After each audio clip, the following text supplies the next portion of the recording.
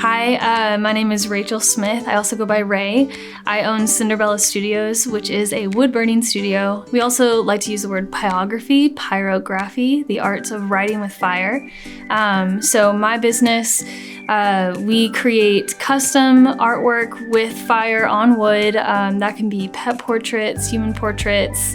We teach classes, work with businesses on client gifts, anything and everything. If it can be burned into wood, we try to do it.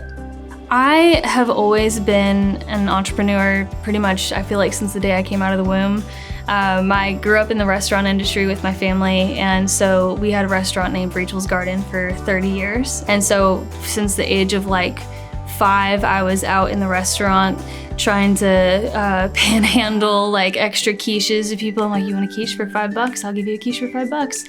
So I got started with Cinder Bella about 7 years ago was when the concept was initially born, and when I discovered what pyrography was, and I found my love for it. And then I kind of just avoided doing art for a few years in between, you know, chasing after what everyone else told me to do, going after traditional 9-to-5 jobs.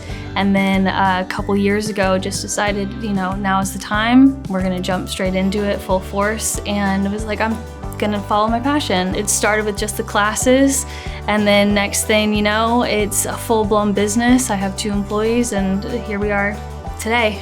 I think one of the best pieces of advice that I can give to new entrepreneurs is to continue to follow what brings you joy, and the business will follow that.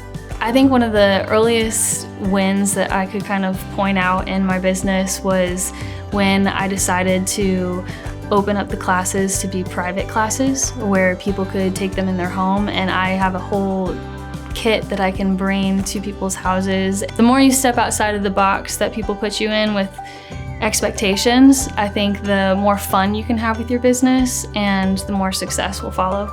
I think the best piece of advice that I've received is to value yourself as you value other entrepreneurs.